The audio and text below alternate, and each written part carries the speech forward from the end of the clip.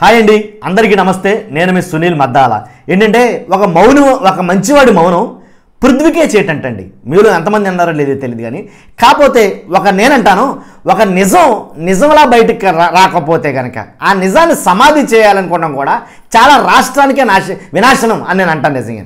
ఎందుకంటే ఆంధ్రప్రదేశ్లో జరుగుతున్న సంఘటనలు, ఏదైతే గుడ్లవల్లేరు కాలేజీలో జరుగుతున్న సంఘటనలు, అవి చూస్తే ఏం జరుగుతుంది అంటే మీకు అంతా తెలుస్తుంది. రాష్ట్ర రాజకీయం మొత్తం ఆ సంఘటన మీద బేస్ అయ్యి ఉంది నిజంగానండి. ఏంటంటే మాట్లాడాల్సిన వాళ్ళు అలా మిన్నకుండిపోయారు, మాట్లాడాల్సిన వాళ్ళు మౌనంగా ఉన్నారు. ఎందుకో తెలియదు అసలు.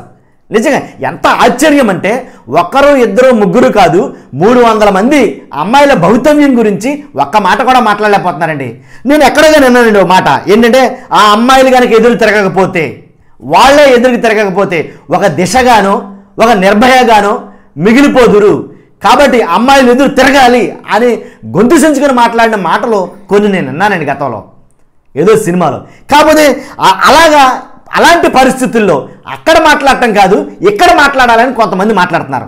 కొన్ని వీడియోలు చూస్తున్నాను నేను. కాబట్టి వాస్తవం అనిపించింది నాకు నిజంగాను. ఎక్కడో స్క్రీన్ మీద మాట్లాడటం కాదు, రియల్గా మాట్లాడాలి కదా అని కొంతమంది మాట్లాడుతున్నారు. కాబట్టి అసలు ఎందుకని స్పందించడం లేదు, ఎందుకని ఈ అంశాన్ని అంత సీరియస్నెస్గా ఎందుకు తీసుకోవడం లేదు, కాకపోతే ఎందుకని ఆ నిజంగా ఇంకొక వీడియో గురించి చెప్పాలి మీకు. ఎవరైతే ఒక అమ్మాయి తప్పు చేసిందని అంటున్నారో ఆ అమ్మాయి మిడిల్ ఫింగర్ చూపించి మరి హాస్టల్ నుంచి రాత్రులు ఎందుకు తరలించాల్సిన పరిస్థితి వచ్చింది, కాబట్టి దానికి సెలవులు ఎందుకు ఇవ్వాల్సి వచ్చింది, కాబట్టి తప్పు జరగకపోతే ఇవన్నీ ఎందుకు, తప్పు జరగలేదని ఒక రకంగా మబ్బు పెట్టాలి, మసిపూసి మారేడుకాయ చేయాలని పోలీసు యంత్రాంగం అంతా ప్రయత్నిస్తుందని చాలామంది మాట్లాడుకుంటున్నారు. అది వాస్తవం అయితే కనుక అది పెద్ద తప్పు జరుగుతున్నట్టే నన్ను అడిగితే. కాబట్టి అసలు కెమెరాలే లేవు అక్కడ, ఏదో ఉండుంటుంది అంటే మరి ఏదైతే బాత్రూంలో షవర్ నుంచి కింద పడ్డ కెమెరా కాదా అంటే 500-600 మంది అమ్మాయిలకు జరిగితేనే జరిగినట్ట, ఒకళ్ళకి జరిగినట్టే కదండి. ఎందుకంటే మానవ ప్రాణాలు అనేవి అమ్మాయిలకి కానీ ఆడవాళ్ళకి కానీ చాలా, ఇంకా దానికి మించింది రెండోది లేదు. కాబట్టి అలాంటి వాటి గురించి వాళ్ళకి ఏదైనా అభద్రతా భావం లోపిస్తే కనుక వాళ్ళు చాలా ఎలా అంటే వాళ్ళు నలిగిపోతారంట నిజంగా. అలాగా వాళ్ళ వీడియోలు చూస్తే వాళ్ళు మాట్లాడిన వాయిస్ రికార్డులు చూస్తే, అంటే పేరెంట్స్కి ఫోన్ చేసుకున్న వాళ్ళ వాయిస్ రికార్డులు వింటే కనుక మీకు అర్థమవుతుంది నిజంగా వాళ్ళ పడే బాధ, వాళ్ళు ఎంతలా నలిగిపోతున్నారనేది మీకు అర్థమవుద్ది. అంతే కదండి, ఎక్కడో గోప్యంగా ఉండాల్సిన దాన్ని బహిరంగంగా నడి బజార్లో పెడతారంటే అసలు ఎవరు ఒప్పుకుంటారు అసలు దీనికి? ఏ నాగరికత నేర్పింది అలాగని? కాబట్టి ఎందుకని తప్పు చేసిన వాళ్ళని తప్పించాలనే ప్రయత్నం ఎందుకు జరుగుతుంది అసలు అర్థం కావట్లేదు. అంతే కదండి. ఇప్పుడు కొత్తగా ఏంటి, ఒక 2 జంటలు వీడియో కాల్స్ ఏదైతే చేసుకున్నారో వాటికి తగ్గ స్క్రీన్ షాట్స్ మాత్రమే బయటకు వచ్చాయి. మిగిలిన వాళ్ళు ఎవరి వీడియోలు ఏమి రాలేదు, కాబట్టి వీడియోలు ఏమి తీయలేదు, కెమెరాలు లేవు, అక్కడ తప్పే జరగలేదు, కాబట్టి అనవసరంగా లేనిపోయింది క్రియేట్ చేసుకున్నారు, ఇంకా ఎక్కువగా చేస్తే తిరిగి మీ మీద కేసులు పెట్టాల్సి వస్తుంది అని భయపెట్టడం ఏంటి? ఇలాగా అసలు ఈ రకంగా రివర్స్ చేయడం ఏంటి? దాన్ని ఏం జరుగుతుంది అసలు? కాబట్టి ప్రకాశం జిల్లా మార్కాపురం మండలం మార్కాపురం నియోజకవర్గం కొనకమట్ల మండలం గొట్లగట్టు గ్రామంలో ఉండే ఆ అమ్మాయిని ఎందుకని అంత అత్యవసరంగా పంపించాల్సి వచ్చింది? చాలామందికి చాలా అనుమానాలు అయితే ఉన్నాయి. వెళ్ళిపోతే ఆ అమ్మాయి మిడిల్ ఫింగర్ చూపించడం ఏంటి అసలు? ఏం జరిగింది అసలు హాస్టల్లో అనేది పూర్తిగా నిజ నిర్ధారణ అనేది జరగడం లేదు. ఏంటి, ఏదైతే ఇంటరాగేషన్ జరుగుతుంది లోపాయికారంగా మొత్తం అన్ని ఆధారాలన్నీ మరి చెప్పాలి కదా, చెప్తారు కదా.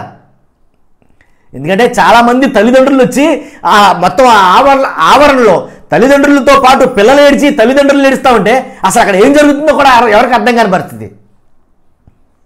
కాబట్టి మేమున్నామనే భరోసా కల్పించాలి ప్రభుత్వాలు, మేమున్నామనే ధైర్యం కల్పించాలి, మాట్లాడాలి ఖచ్చితంగా, దాని మీద స్టాండ్ తీసుకొని ఎవరికి ఎట్టి పరిస్థితులు ఏం జరగదో మేమున్నాం అందుకు అని చెప్పాలి.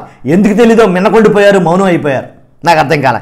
కాబట్టి 300 వీడియోలు అన్నారు. ఇంకా ఆ హాస్టల్లో ఉంటాం ఇంచుమించుగా 1400 మంది అమ్మాయిలు దాకా ఉన్నారంట. అసలు ఎన్ని వీడియోలు ఉన్నాయో ఎవరెవరి ఉన్నాయో ఏంటో తెలియని అభద్రతా భావంలో వాళ్ళైతే ఉన్నారు ఆడపిల్లలందరూ. కాబట్టి ఎవరైతే ఆ బీటెక్ ఫైనల్ ఇయర్ విద్యార్థి విజయ్ కుమార్ అని పేరు చెప్తున్నారో అతనే కనుక నిజంగా తప్పు చేస్తుంటే కనుక వాస్తవాలన్నీ రాబట్టాలి కదా. ఎందుకని దాన్ని ఇంకా దాస్తున్నారు, గోప్యంగా ఉంచుతున్నారు? కాబట్టి నేననేది ఏంటంటే ఒకవేళ ఇంటర్నల్ సర్వే ఏదైతే జరుగుతుందో లేదా బహిరంగంగా ఎందుకు కొంచెం సున్నితమైన అంశం కదా అందు గురించి మేము చెప్పటం లేదు కాబట్టి మా దగ్గర నిజాలు ఉన్నాయి అని అంటే అది ఒక అందం కాదు. అసలు అక్కడ ఏమీ జరగలేదంటే కనుక ఇది మరీ ఆలోచించాల్సిన విషయం. కాబట్టి జరిగిందో జరగలేదో అనేది అక్కడ పరిస్థితులు చూస్తే ప్రతి ఒక్కరికి అర్థమవుతుంది. రాష్ట్రం మొత్తం చూస్తుంది, మీరు నేననే కాదు, రాష్ట్రం మొత్తం చూస్తుంది. అదండి మొత్తానికి ఎలాగైతేనండి తప్పు చేసిన అమ్మాయి ఏమో మిడిల్ ఫింగర్ చూపిస్తుంది అక్కడ ఏంటి ఎవరైతే మా వీడియోలు వెళ్ళిపోయాయేమో బయటకని భయపడుతున్న విద్యార్థులేమో 100ల మీద ఉన్నారు వాళ్ళు. ఈ సంఘటనలన్నీ పక్కన పెట్టేసి రాష్ట్ర ప్రభుత్వం వేరే ఎవరినో పత్తిత్తుని పతివ్రతను పత్తిత్తుగానో చూపించే కార్యక్రమంలో అయితే కనుక తలమునకలై ఉంది నిజంగాను. కాబట్టి కొంతమంది సబ్స్క్రైబర్లు నాతో మాట్లాడారు. ఏమనంటే కనుక మెసేజ్ కామెంట్లు పెట్టారు, ఏంటి కావాలని మీరు ఏదో కుట్ర కోణంతో మీరు మాట్లాడుతున్నారో తప్ప అక్కడ ఏం జరగలేదు అక్కడ. కాబట్టి అక్కడ చేసింది టీడీపీనో లేకపోతే వేరే కాదు అని. నేను టీడీపీ వాళ్ళు చేశారని నేను ఎక్కడ అనలా. అధికారంలో ఉంటే కనుక అలా చేయడానికి అవకాశం ఉంటుంది. ఒక కాలేజీ యాజమాన్యాన్ని కూర్చోబెట్టింది చిటికేసి మరి ఒక కాలేజీ యాజమాన్యాన్ని నోరు పైన కింద మూసుకునేలా చేశారు. ఒక కాలేజీ యాజమాన్యాన్ని, చిన్న కాలేజీ ఏం కాదండి అది, చూసారనుకోండి మీరు, యూనివర్సిటీ స్థాయిలో ఉంది అది. అలాంటి కాలేజీ యాజమాన్యాన్ని పైన కింద మూసి మరీ సీట్లో కూర్చోబెట్టింది. అంతేకాదు పోలీసులతో కూడా వాళ్ళ నోరు కూడా బయటకు మాట్లాడలేకుండా మొత్తం పోలీసులకు కూడా మాట్లాడకుండా చేసింది. కాబట్టి అలాంటప్పుడు అంత అధికారం లేని వాడైతే కనుక, అధికారంలో లేని వాళ్ళైతే కనుక, లేకపోతే అంత స్తోమత లేని వాడైతే కనుక అది చెప్పానే తప్ప నేను పర్టికులర్గా పలానా పార్టీ వాళ్ళే చేశారని నేను ఎక్కడ చెప్పలా. అధికారంలో ఉన్నవాడేమో లేదా అండదండలో ఉన్నవాడు, ధనం కానీ రాజకీయ బలం కానీ ఆర్థిక బలం కానీ హంగు బలం కానీ ఉన్నవాడేమో, ఇదే నేను చెప్పింది. పర్టికులర్గా ఓ పార్టీకి మాత్రం నేను ఆపాదించను. వైసీపీ వాళ్ళు నాకు చుట్టాలేం కాదండి, వాళ్ళని ఎండగట్టి ఉన్నవాడిని నేను. నాకు మీరు ఏదో పార్టీని అంటగట్టాలని చూడొద్దు. కాబట్టి తప్పు జరిగితే ప్రజల పక్షాన్ని తప్పు జరిగిందని చెప్తా, దాంట్లో ఎలాంటి డౌట్ లేదు. జరిగింది అక్కడ తప్పు, అదైతే నేను చెప్పగలను. కానీ జరిపించిన వాళ్ళు అంటే చేసిన వాళ్ళు అలాగా మబ్బి పెడుతున్నారు చూసారా, అలా మబ్బి పెట్టడానికి దానికి కావాల్సిన కెపాసిటీ ఉన్నవాడు ఎవడో ఉండాలి అక్కడ. వాళ్ళ వెనకాల పెద్ద హస్తం ఉంది, లేకపోతే ఈ పాటికి బట్టబయలైపోయాను. నిజంగా అధికారంలో లేనివాడైతే కనుక ఈ పాటికి అసలు మనం మామూలు కాదనమాట ఓదరు కొట్టేసింది అనమాట మొత్తం అన్ని ఛానళ్ళు.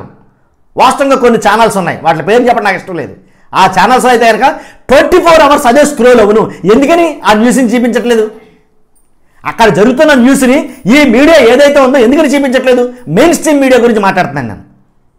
వాటి గురించి చూపించకుండా లోకేష్ గారు పర్యటనకు వెళ్ళి లేకపోతే వేరే ఎందుకు చూపిస్తున్నాయి? ఎంత దారుణమైన సంఘటన ఆంధ్రప్రదేశ్లో జరిగి అతలాకుతలం అయిపోతున్న ఈ సందర్భంలో కూడా ఇలాంటి సంఘటనని హైలైట్ చేయకుండా, ఇలాంటి సంఘటనని చూపించకుండా వేరే ప్రసారాలు ఎందుకు చేస్తున్నాయి? వేరే కార్యక్రమాలని ఎందుకు ప్రసారం చేస్తున్నాయి? కావాలనేనా లేక వాళ్ళ తాలూకానా? ఇప్పుడు నేను అనటంలో తప్పలేదు కదండి. కాబట్టి నాకు పార్టీని అంటగట్టాలని చూడదు దయచేసి. కాకపోతే ఎవరు చేసినా సరే, కుక్కల విద్యాసాగర్ రావు ఏదో చేశాడంటే ఖచ్చితంగా చేశాడని, దాంట్లో డౌటే లేదు. ఎవడైతే గొప్ప నాకు తెలియగడతాను. తప్పు చేసినాడు ఎవడైనా సరే, ఆడు వైసీపీ వాడైనా టీడీపీ వాడైనా జనసేన ఎవడైనా సరే, ఒక రాష్ట్రంలో ఒక తప్పు చేస్తున్నాడు అంటే కనుక, ఒక మహిళకి అన్యాయం జరిగిందనో, లేకపోతే ఒక అమ్మాయికి అన్యాయం జరిగిందనో, లేకపోతే ఒక పేదవాడి కడుపు మీద కొట్టారనో, ఏది జరిగినా సరే సంఘటన జరిగితే కనుక ఖచ్చితంగా స్పందించడం నైతిక విలువలు ఉన్న ఎవరికైనా సరే సహజం ఇది. కాబట్టి కొంతమందికి బాధ కలిగి ఉండొచ్చు నేను మాట్లాడిన మాట. కాబట్టి నా లాజిక్ మీరు మిస్ అయ్యారంతే నేను చెప్పేది. ఆర్థిక బలం, రాజకీయ బలం, హంగు ఆర్భాటం లేనివాడు ఎవడైనా సరే అంత పెద్ద ఇష్యూని ఇప్పుడు దాకా సైలెంట్ చేసి ఉంచగలరా? నేను ఇంతకుముందు చెప్పదలుచుకోలే. ప్రశ్న నేను వేశాను, సమాధానాలు మీరు చెప్పండి. ఇంకా ఓకే, చూస్తున్న మీరు అందరూ కూడా బాధ్యతగా మీరు ఒక లైక్ అయితే చేయండి. నా ప్రశ్నలకు సమాధానాలు కావాలి, అందుకోసం మీరు లైక్ చేయండి, ఈ వీడియో ఎక్కువ మందికి షేర్ చేయండి. ఖచ్చితంగా కొత్త వాళ్ళైతే పక్కాగా సబ్స్క్రైబ్ చేసుకోండి. Thank you very much.